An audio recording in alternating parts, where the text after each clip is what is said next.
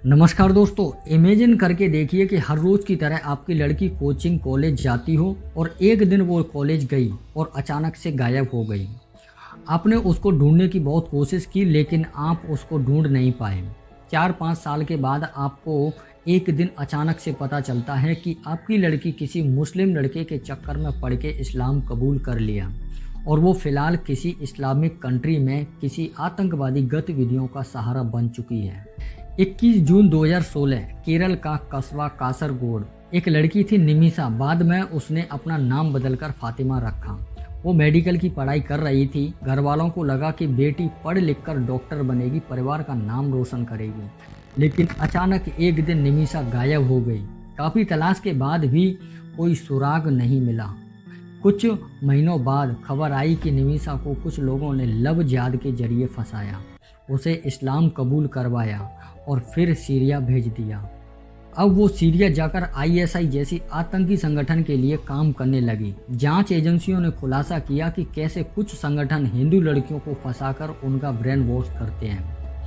हादिया नाम की लड़की का केस पूरे भारत में चर्चा का विषय बन चुका है। एक मिनट जरा सोच कर देखिए कि इस लड़की का किस तरीका से ब्रेन वॉश किया गया होगा कि इस लड़की ने खुद कोर्ट में ये बयान दिए कि मैं इस्लाम में ही रहना चाहती हूँ और इसी लड़के की बीवी बनकर। डॉक्टरी पढ़ी लिखी लड़कियां भी इनके जाल में फंस जाती हैं। ये सिर्फ एक दो लड़की की कहानी नहीं है, बल्कि हजारों हिंदू लड़कियां सीरिया के रेगिस्तान में दफन हो चुकी हैं। पहले लड़कियों को मेंटली टॉर्चर करते थे, फिर लड़कियों को फिजिकली टॉर्चर करते थे, फिर उसको आतंकी गतिविधियों में शामिल कर देते थे। सब तरीका से टॉर्चर करने के बाद सीरिया के उसी रेगिस्तान में दफन कर देते। क्या आपने कभी सोचा है कि सोशल मीडिया पर, मोहल्लों में, कॉलेजों में और यहाँ तक कि जिम और कोचिंग सेंटर में एक सोचा समझा जाल बिछाया गया है, जहाँ टारगेट सिर्फ और सिर्फ हिंदू लड़कियाँ ही होती हैं। आज हम जिस शख्स का नाम लेने वाले हैं वो है यूपी का रहने वाला जहांगीर बाबा। नाम भले ही मजाकिया लगे, लेकिन इस नाम के पीछे छुपी है एक खतरनाक साजिश। कौन है ये जहांगीर बाबा? कैसे बना हिंदू लड़कियों को फंसाने का मास्टरमाइंड? उसे फंडिंग कहाँ से मिलती थी और क्यों कॉलेज, जिम और कैफ़े और यहाँ तक कि ऑनलाइन चैटिंग ऐप्स तक को इसने अपना अड्डा बना लिया? आइए समझते हैं आज की इस वीडियो में इन्हीं सब सवालों के जवाब। ये कहानी सिर्फ एक आदमी की नहीं है, ये कहानी है उस प्रोपोगंडा मशीन की जिसने हजारों मासूम हिंदू लड़कियों की जिंदगी बर्बाद कर दी। साल 1995 में उत्तर प्रदेश के एक छोटे से कस्बे से निकला एक लड़का जिसका असली नाम था समीर अख्तर। लेकिन धीरे धीरे उसने खुद को बाबा का रूप देना स्टार्ट कर दिया। लोगों में डर और रहस्य बनाने के लिए उसने नाम रखा जहांगीर बाबा। जहांगीर बाबा शुरू में स्थानीय मज़ारों पर चढ़ावा चढ़ाने का धंधा करता था, लेकिन असली खेल तब शुरू हुआ जब उसने हिंदू लड़कियों को फंसाने का नेटवर्क खड़ा किया।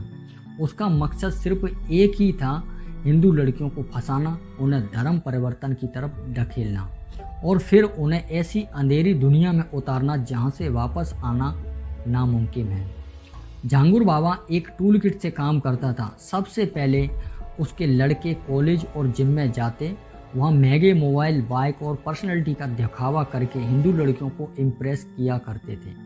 Gift, free gym membership, dating offer, ये सब जाल का हिस्सा था। लड़कियों को कभी प्यार का झांसा तो कभी शादी का वादा। जहांगीर बाबा का असली मास्टर स्ट्रोक था मनोवैज्ञानिक जाल, साइकोलॉजिकल ट्रैप। वो अपने लड़कों को ट्रेनिंग देता था कि लड़की को उसके परिवार से अलग करना है, उसे ये एहसास दिलाना है कि सिर्फ वही उसकी दुनिया है। अब सवाल उठता है कि जहांगीर बाबा इतने बड़े लेवल पर इस ऑपरेशन को कैसे चलाता।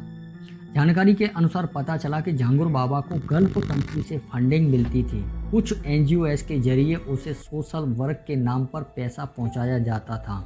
यहाँ तक कि कुछ स्थानीय नेताओं और दलालों ने भी उसे सपोर्ट किया। इसी पैसा वो इस्तेमाल करते थे जिम खोलने में, महंगे गिफ्ट दिलाने में और लड़कों को रिसोर्स ऑन ट्रेन करने में। जहांगीर बाबा ने बाकायदा एक लव जिहाद ट्रेनिंग स्कूल बना रखा था। यहाँ लड़कों को सिखाया जाता था कि कैसे हिंदू लड़की से बात करनी है, कौन से शब्द इस्तेमाल करने हैं, कौन से झूठ बोलने हैं, जैसे मैं ब्राह्मण हूँ, मैं शर्मा हूँ, मैं राजपूत हूँ, मैं यादव हूँ। उन्हें महंगे ब्रांडेड कपड़े पहनाए जाते ताकि लड़कियां इम्प्रेस हो जाए। कुछ लड़कों को जिम ट्रेनर बनाया जाता, कुछ को कैफे स्टार और कुछ को सोशल मीडिया इन्फ्लुएंसर बनाकर हिंदू लड़कियों से कनेक्ट कराया जाता। झांगुर बाबा का नेटवर्क सिर्फ एक शहर तक सीमित नहीं था। दिल्ली में जिम और कॉलेज चलाता था, लखनऊ में कैफ़े और कोचिंग सेंटर, भोपाल में हॉस्टल और यूनिवर्सिटी कैंपस, मुंबई में मॉडलिंग और फिटनेस इंडस्ट्री। इन जगहों पर इस बाबा ने अपना नेटवर्क फैला रखा था। यहाँ तक कि इंस्टाग्राम और फेसबुक पर भी उसके लड़के ने नकली फेक अकाउंट बनाए हुए थे। हर रविवार रात को झांगुर बाबा अपने गुरुकुल में मीटिंग करता था। यह टारगेट लिस्ट बनाई जाती थी, कौन सी लड़की कहाँ दिखी, किसकी क्या कमजोरी है, किसको कैसे फंसाना है। पूरी तरह से कोऑपरेट स्टाइल ऑपरेशन चलाया जाता था। झांगुर बाबा का नेटवर्क हर जगह फैला हुआ था। कॉलेज कैंपस में जहां लड़कियां पहली बार आज़ाद माहौल में आती थी, वहां उसके लड़के दोस्ती का हाथ बढ़ाते। कोचिंग सेंटर में जहां लड़कियां को टारगेट कर बातचीत शुरू की जाती और धीरे धीरे उन्हें भरोसा दिलाया जाता था। जिम और योगा सेंटर में जहां झांगुर बाबा ने कई जगह जिम खुलवाए, वहां ट्रेनर के रूप में उसके लोग काम करते थे। ये ट्रेनर लड़कियों को फिटनेस और हेल्थ टिप्स के नाम पर करीब लाते और फिर उनके फ़ोन नंबर लेते, फिर उनसे बातचीत कंटिन्यूस करते। कैफ़े और हॉस्टल एरिया, वहाँ पर नकली फ्रेंडशिप क्लब और सोशल ग्रुप बनाकर लड़कियों को बुलाया जाता था। सबसे खतरनाक खेल था सोशल मीडिया। नकली प्रोफाइल बनाकर हिंदू नाम रखे जाते थे, रोहित शर्मा, विक्रांत सिंह, आकाश यादव वगैरह वगैरह। पहले फ्रेंड रिक्वेस्ट, फिर मैसेज, फिर चैटिंग और फिर धीरे धीरे मुलाकात। एक बार भरोसा बन गया, उसके बाद लड़की खुद उनके जाल में फंस जाती। झांगुर बाबा का प्लान सिर्फ लड़की को अपने जाल में फंसाना नहीं था, बल्कि उसका पूरा इस्तेमाल करना था। सबसे पहले उसे उसके परिवार से तोड़ा जाता था, फिर लड़की को अलग जगह ले जाकर मानसिक और शारीरिक दबाव डाला जाता। अगर लड़की मना करती तो उसे ब्लैकमेल किया जाता, तस्वीरें, वीडियो या चैट लीक करने की धमकी देकर। झांगुर बाबा और उसके लड़के फंसी हुई लड़कियों के साथ 3 काम सबसे पहले करते थे: धर्म परिवर्तन, जबरन निकाह और इस्लाम स्वीकार करवाना। जिहादी फंडिंग, कई लड़कियों को आतंकी गतिविधियों में इस्तेमाल करने की कोशिश हुई। ह्यूमन ट्रैफिक यानी मानव तस्करी, जिसमें कुछ लड़कियों को खाड़ी वाले देश ओमान, कतर, सीरिया तक भेजा जाता था। जब एक लड़की यहाँ चली गई, मानो हमेशा के लिए गायब हो गई। कई रिपोर्ट में सामने आया कि इन लड़कियों को मौलवियों के पास ले जाया जाता, जहाँ उनका निकाह बनता।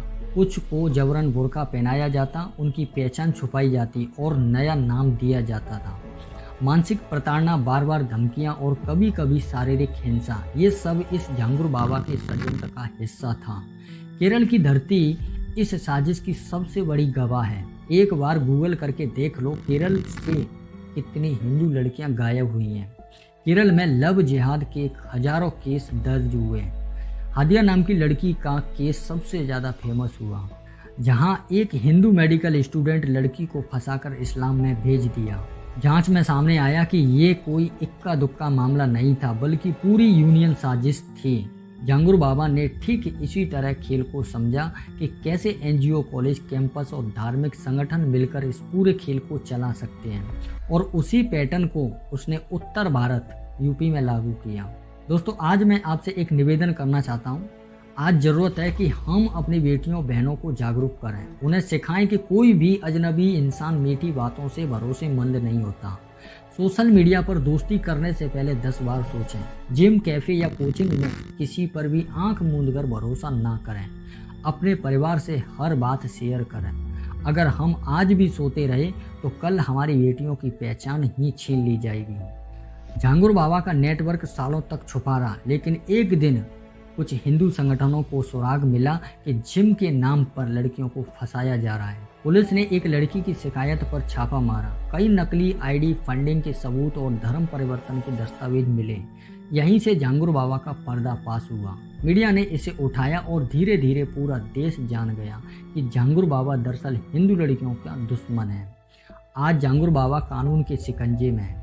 उस पर लव जिहाद, मानव तस्करी, जबरन धर्म परिवर्तन और विदेशी फंडिंग जैसे केस दर्ज हैं। अगर सबूत मजबूत हुए तो उसे उम्र कैद या फांसी तक की सज़ा हो सकती है। लेकिन ये सवाल हम आपसे करते हैं कि क्या सिर्फ झांगुर बाबा को पकड़ने से ही ये खेल ख़त्म हो जाएगा? झांगुर बाबा जैसे ना जाने कितने बाबा इस देश में अपना जाल बिछाए बैठे हैं हिंदू लड़कियों को फंसाने के लिए। दोस्तों, ये कहानी सिर्फ झांगुर बाबा की नहीं है, ये कहानी है उस गहरी साजिश की जो हिंदू लड़कियों को टारगेट कर रही है। हमें अब जागना होगा, हमें अपने धर्म, संस्कृति और परंपरा की रक्षा करनी होगी, क्योंकि अगर हम आज भी चुप बैठे रहे तो कल बहुत देर हो चुकी होगी। जय हिंद, जय भारत।